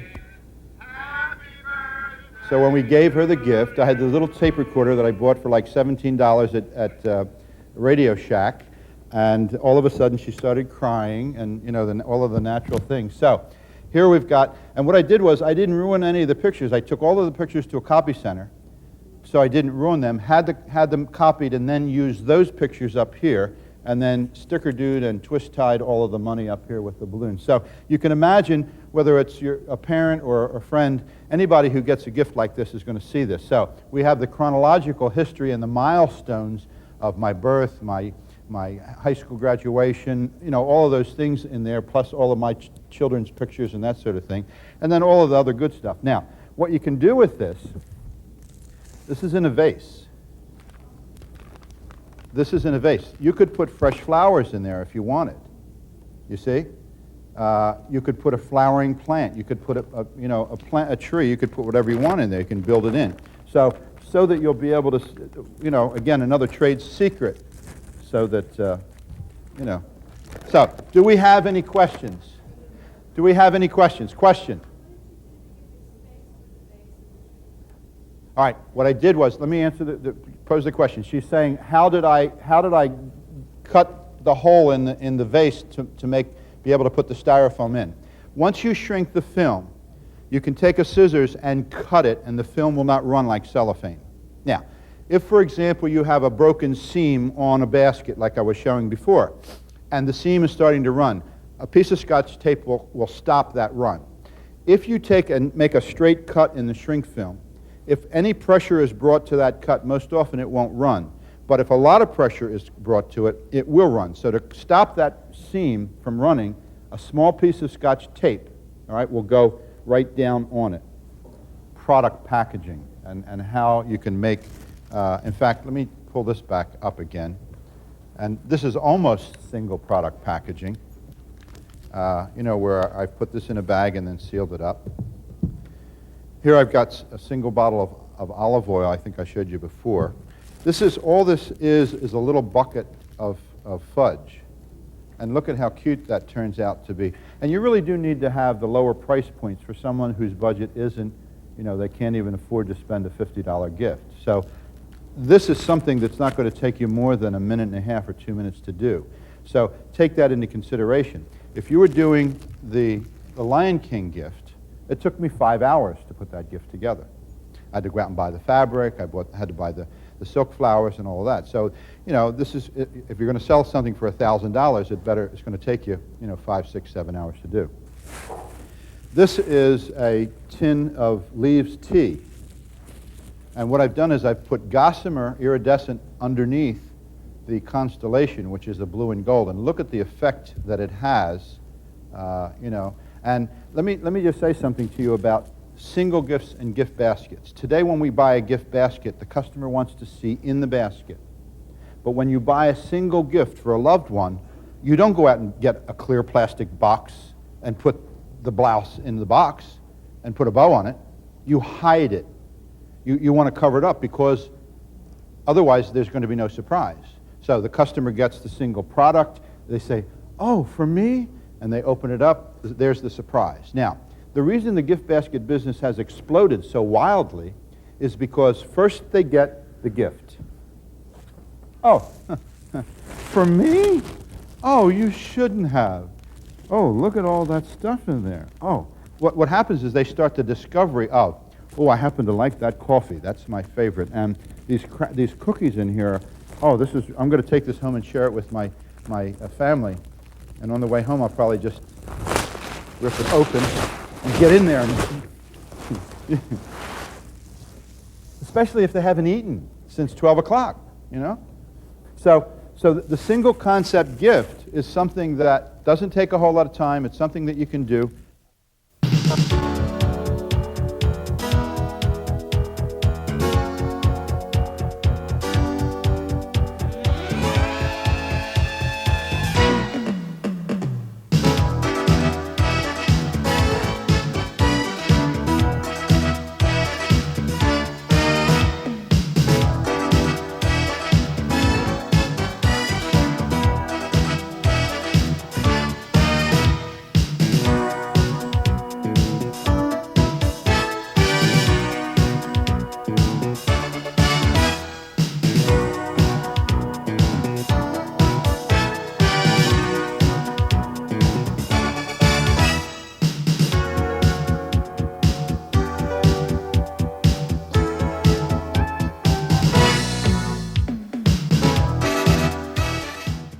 How many artists let me see how many designers we have in the audience. 2, 3, 4, 5, 6, 7. How many painters? Any painters? Any sculptors? Now I want to see all your hands go up.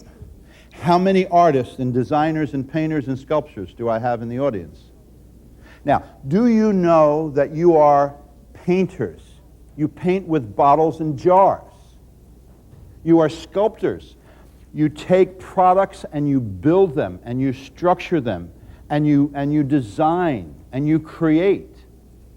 How many women in here have children? Let me see a show of hands. Okay. You have done the impossible. This is frou-frou. This is fun. These baskets do not wet themselves. They don't talk back to you, and they bring you money instead of taking money from you. How many women in the audience do not have children? You are capable of doing the impossible. You haven't experienced it yet.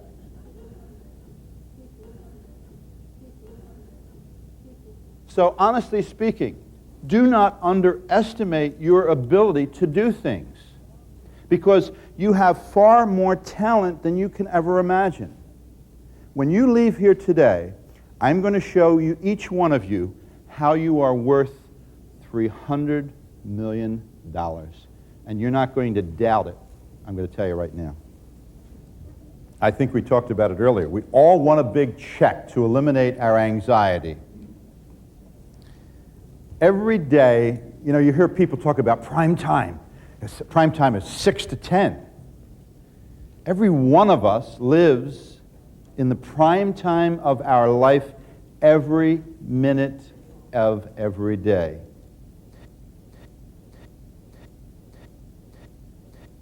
You know, you look at celebrities and you think that their life is easier than yours because they have more money. Not true. They have the same failures. If I could tell you, I don't have enough fingers to tell you the failures that I've gone through in my life, you know, the mistakes that I've made, major mistakes. So every day we get a chance to rewrite the music that we play.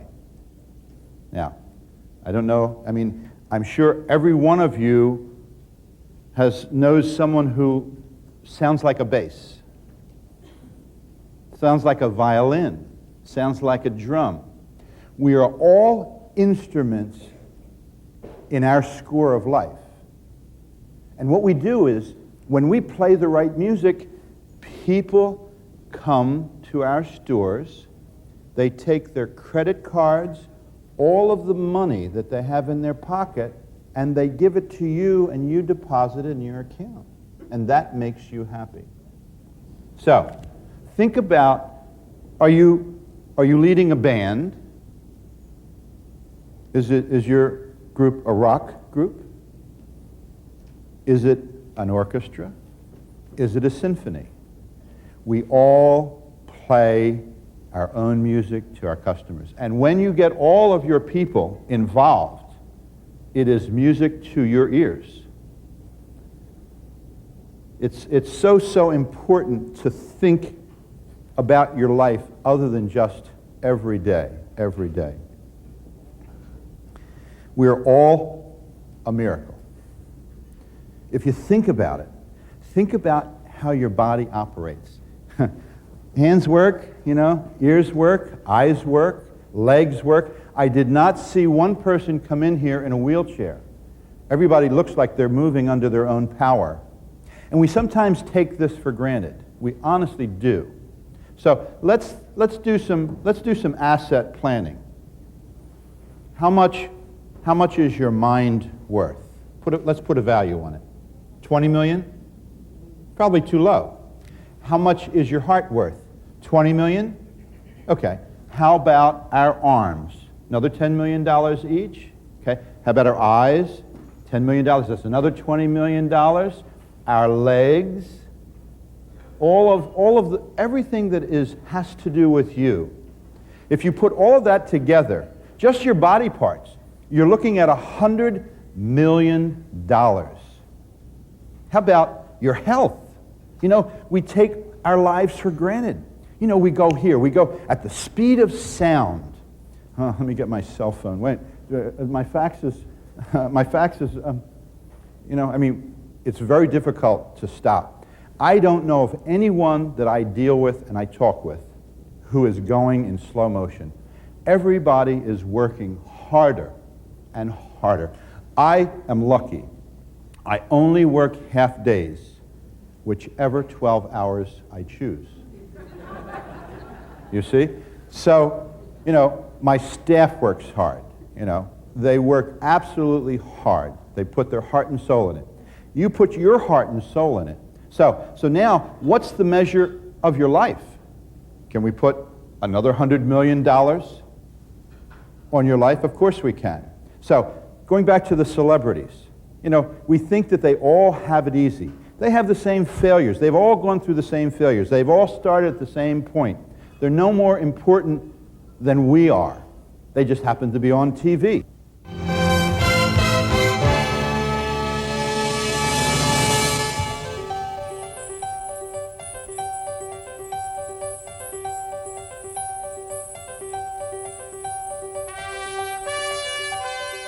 How about your soul? That's that little voice that talks to you. Women call it intuition. Men call it a gut feeling. Well, I was driving down the road, and I said, there's this 40-foot tractor trailer. I have this important appointment. I'm going to go around him on the curve. And that little soulful voice says to you, don't do this. This is not a good idea. Oh, shut up. You start to go around the curve, and here comes another tractor trailer. Oh! So I'm saying, one of the things that I've learned in life is to pay attention to that very subtle voice that says, go here, go there. When I go to a trade show and I want to find something, I say, all right, Lord, I'm listening. Then I'll walk down this aisle, and then I'll listen, and he'll say, turn right. And I'll go right. There's the product I'm looking for. So we have to ask. We truly have to. It's just like goal setting. We have to write down the things that we want. We have to visualize the things that we want. Because if we don't ask, we might not get it. We might not get it. So we now have you at $200 million. What's the value of your life?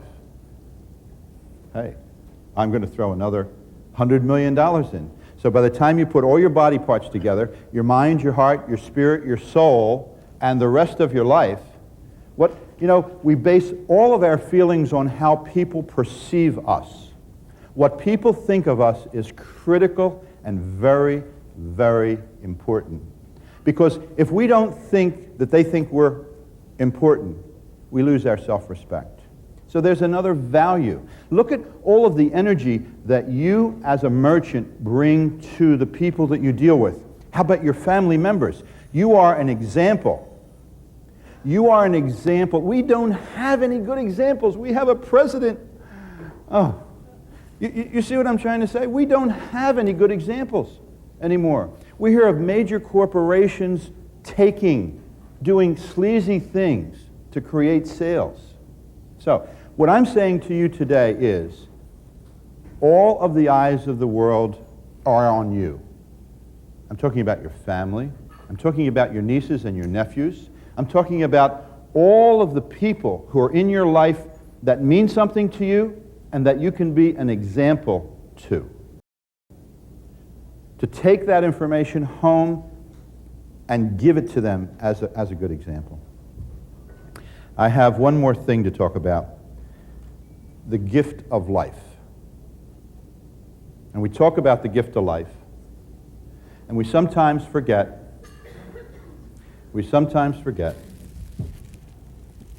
that we have 24 golden hours that we really sometimes take for granted because we're just rushing through. We've got 1,400 silver minutes. We've got 86,400 bronze seconds. You know, each day should be a gift. And we should open it in the very beginning of the day and think of it as a gift. Because, hey, there are some people out there who are handicapped. There are some people out there who don't have the advantages that we have. I have one closing story. It has to do with Sir Winston Churchill. In the 1950s, Sir Winston almost became an invalid. And he would have a hard time. He'd be shuffling and he'd be wheelchaired everywhere. And he was invited to speak at Cambridge University as a commencement speaker. And they'd build a special ramp for him. And they wheeled him up to the spot, and he listened to all the other speakers. And, ladies and gentlemen, we have Sir Winston Churchill to deliver the commencement address. Sir Winston hobbles up the walkway. He gets up in front of the speaker's podium and he says, "Students, never give up." And he hobbled back. And that's the name of the game. Thank you. Thank you for coming. Appreciate it. We're going to be